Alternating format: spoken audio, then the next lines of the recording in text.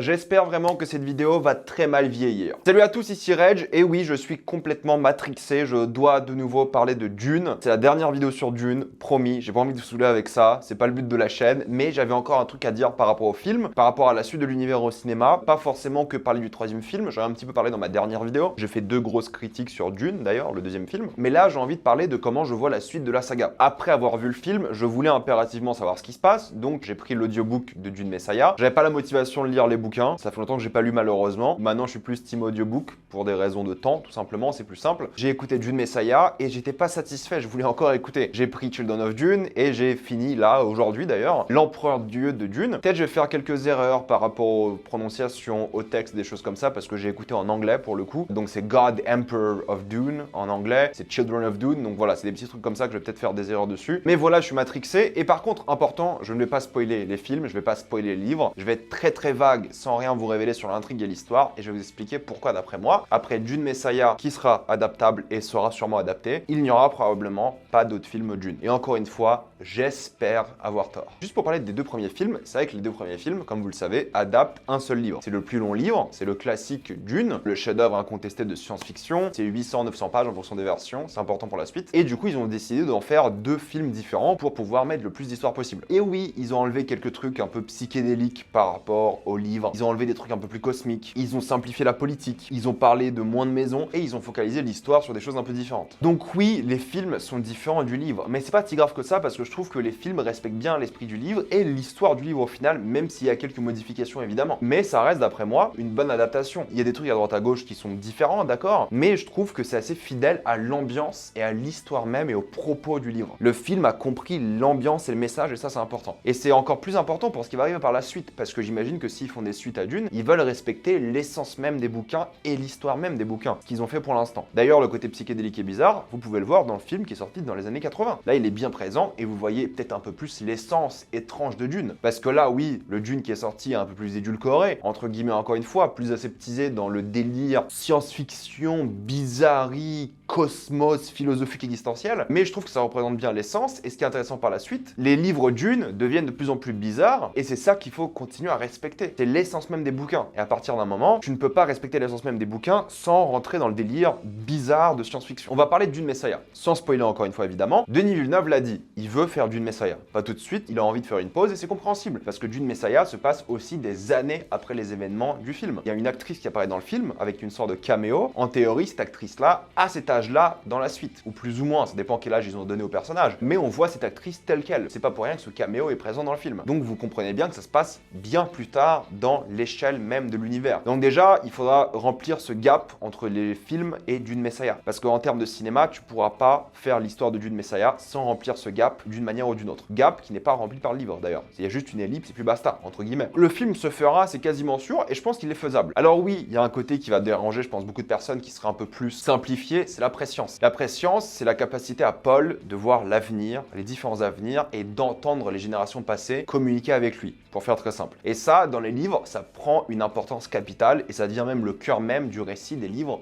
plus t'avances dans les bouquins. C'est la chose la plus importante. Et montrer ça au cinéma, c'est très compliqué. La préscience même, je crois que c'est préscience en français, hein, corrigez-moi si c'est pas préscience, mais le fait de voir l'avenir et les différentes possibilités et les différents futurs dicte tous les choix du personnage de Paul. C'est pour ça qu'il fait les choix qu'il fait. Entre guillemets, encore une fois, c'est plus compliqué que ça, parce qu'il y a une question de libre arbitre, il y a une question philosophique derrière, mais grosso modo, la préscience, c'est compliqué à montrer en termes d'image à l'écran, au cinéma, en série, peu importe. C'est un concept abstrait qui peut être montré, je dis pas que ça peut pas le faire, mais qui est déjà un peu plus avancé dans le côté bizarre, et c'est moins grand public comme thématique. Comparaison rapide, pour ceux qui ont vu SNK, c'est le même délire qu'Eren, plus ou moins, encore une fois. Donc la préscience, pour moi, c'est une vraie difficulté à montrer au cinéma. Je pense qu'il va y arriver, mais il va rendre ça plus simple, et s'il n'y a pas de souci, si c'est bien fait. L'ellipse sera aussi problématique, mais c'est faisable. C'est très politique Dune Messiah. Il y a quasiment pas de scène d'action, sauf une grosse séquence d'action, et une plus petite, je dirais. Et je pense que la grosse séquence d'action peut être le climax visuel du film, pas le climax émotionnel, mais visuel. Et je pense que ça peut très bien rendre à l'écran. Il n'y a aucun souci, j'ai aucun doute là-dessus, j'y crois. crois. Mais c'est un livre politique plus qu'un livre d'action ou de conquête intergalactique comme vous voulez. C'est pas ça, c'est un livre politique. C'est des manigances, c'est des trahisons, des choses comme ça, c'est de la politique. Et de plus en plus, c'est une histoire philosophique qui va parler d'héritage, qui va parler de lignée, qui va parler de différentes familles. Et vu comment c'est fini Dune 2, sans spoiler encore une fois, il y a des grosses modifications qui vont devoir être faites. Mais normalement, voilà, l'histoire sera des complots. L'histoire va plus se rapprocher, d'après moi, d'un thriller de science-fiction politique qu'un space opéra. Donc le manque d'action, entre guillemets, même si je pense qu'il y aura quand même des séquences glorieuses, est déjà moins vendeur, même si je pense que le troisième film, lorsqu'il sortira, ce sera un énorme carton, parce que le film sera bien, et que ça sera la conclusion de l'arc de Paul. Mais ça qui est bizarre aussi, c'est que Denis le dit tout le temps, il veut conclure l'histoire de Paul. Sauf que si vous avez lu les livres, l'histoire de Paul, c'est pas un spoiler,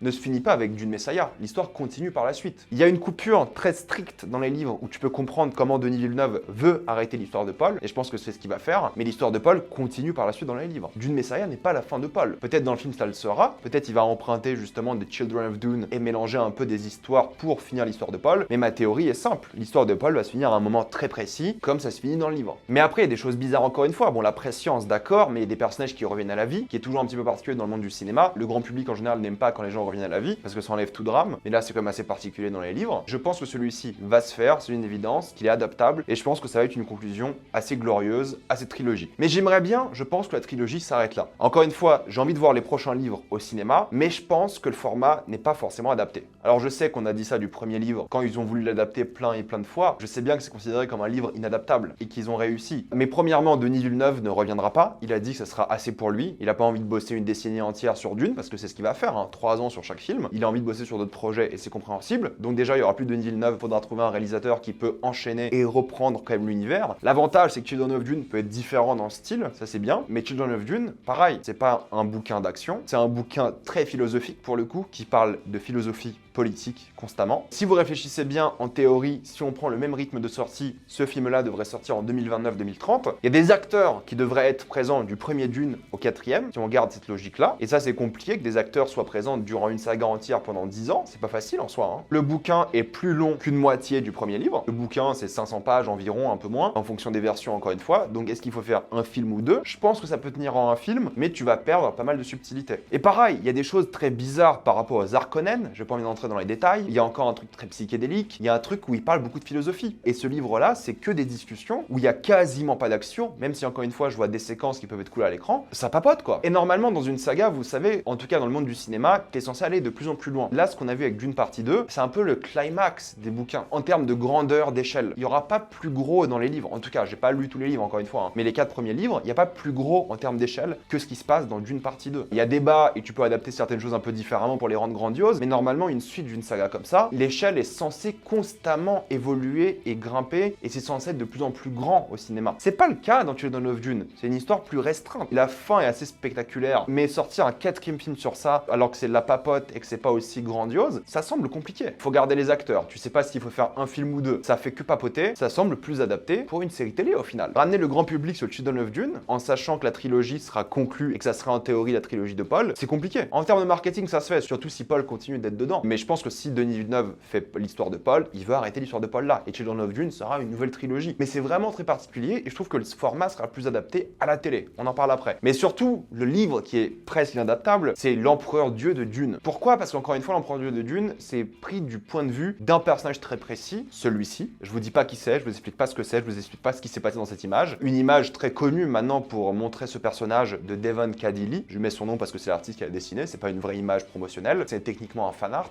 J'ai adoré ce livre. J'ai adoré les thématiques du livre, j'ai adoré l'histoire, mais c'est perché. Le livre se passe sur des milliers d'années. Ça raconte plein d'histoires qui se sont passées pendant énormément de temps. Le délire de la prescience a atteint un niveau extrême. C'est chelou, et encore une fois, ils font que papoter. Il y a encore des complots, de la politique, des rébellions, tout ça. Mais l'histoire, c'est de la philosophie politique. Le cœur même du récit, c'est ça. C'est des gens qui parlent de qui ils sont, de pourquoi ils ont fait ces choix politiques, de pourquoi ils suivent ces dirigeants ou autres. Il y a une scène assez rigolote où il y a 2 personnages qui s'affrontent parce qu'il y en a un qui est homophobe, ça me fait rire. rire. Il y a plein de discussions qui mènent à des scènes d'action, d'accord? Mais encore une fois, ça reste bizarre pour le grand public. Cette image devrait suffire déjà pour vous faire comprendre. Et quand vous savez le contexte derrière l'image, c'est encore plus bizarre. Tout se passe quasiment au même endroit. Donc en fait, la série télé serait bien plus adaptée à ça. Les thématiques sont existentielles, cosmiques. Il y a un côté très étrange à la chose, mais en même temps attachant. Et j'adore ce livre. Franchement, j'ai pas pu m'arrêter. Je l'ai presque écouté d'une traite. Je voulais savoir la suite. J'étais enthousiasmé par les thématiques. Il y a le côté du cosmos, la philosophie et tout ça, la politique qui est fascinant. Il y a un truc sur l'amour qui est super prenant. Il y a un truc existentiel qui est magnifique. Il y a un truc sur les motivations des gens de manière générale qui est fascinant aussi. J'ai adoré ce livre. Et visiblement, c'est le livre préféré de beaucoup de personnes. J'ai adoré l'écouter. J'étais à fond, mais vraiment comme un bolos, hein, parce que j'étais dans la rue et parfois il y a des trucs tellement intenses qui se passaient. Je faisais ma balade et je devais m'arrêter. Je me rappelle, j'étais allé au parc de la Citadelle à Lille. Je faisais une balade et je me suis assis pour écouter parce que j'étais à fond dans le truc, quoi. Je devais vraiment me concentrer au lieu de marcher. C'est fou. C'est beaucoup de rhétorique, beaucoup d'histoire et c'est génial comme bouquin. Franchement, j'ai adoré. Encore une fois, c'est peut-être de l'hérésie que je dise que c'est génial comme bouquin alors que je l'écoutais. Très bien, en fait ce que vous voulez, je m'en fous. Mais j'ai adoré son histoire. Et je pense que c'est des thématiques fortes, universelles, puissantes, intéressantes, mais aussi qui sont très peu manichéennes et qui vont poser des vrais problèmes. Et je pense qu'au cinéma, ça marcherait difficilement. Vu l'histoire, vu le concept, vu à quel point ça bavarde. Mais en série télé, franchement, ça passerait crème. Déjà, t'es pas obligé de rusher l'histoire, qui dure pareil 400 et quelques pages. En audiobook, chaque livre dure entre 8 et 12 heures. Donc ça va. En série, t'es pas obligé de rusher l'histoire. Pas besoin d'un budget faramineux pour faire les livres d'après. Encore là, je comprends que tu veux faire le truc grandiose et tout. Mais les livres d'après, ils sont plus intimistes et ils se passent quasiment dans un endroit. Plus ou moins, encore une fois, j'exagère. Donc en série, ça peut le faire. Les séries, c'est fait pour blablater. Oui, il y aura un budget à mettre, mais tu fais une saison sur chaque livre, de 6 à 8 épisodes, c'est largement suffisant. Ça permet de développer les choses et ça permet de créer des relations qui seraient peut-être un peu trop expéditives au cinéma. Je dis pas que c'est impossible au cinéma, mais je vois pas quel studio oserait faire l'empereur dieu de Dune. Je ne vois pas. Ils sont déjà en train d'essayer la série télé. Cette année va sortir Dune Sisterhood, qui est adapté du livre de Brian Herbert, donc le fils. C'est des livres qui sont pas bien réputés et personne aime Brian Herbert. En tout cas, c'est ce qui a été dit. Je sais pas si Dune Sisterhood est bien ou pas, mais je pense que le format série télé est plus adapté à ça. J'ai pas lu les livres d'après, donc Hérétique de Dune et House. Peut-être il faudrait garder le format cinéma pour ces bouquins-là, mais Children of Dune et Empereur Dieu, je vois pas comment ça peut marcher au cinéma. J'espère avoir tort et j'espère que quelqu'un écrive un scénario de dingue qui reprend l'essence, les personnages, qui arrive à en faire un truc qui peut être vendu à la masse. Parce que si ça coûte 200 millions, que les acteurs doivent être motivés de rejouer le même rôle 15 ans après, s'ils arrivent à aligner tout ça, ils en font un film très bien. Mais c'est un gros défi et de production,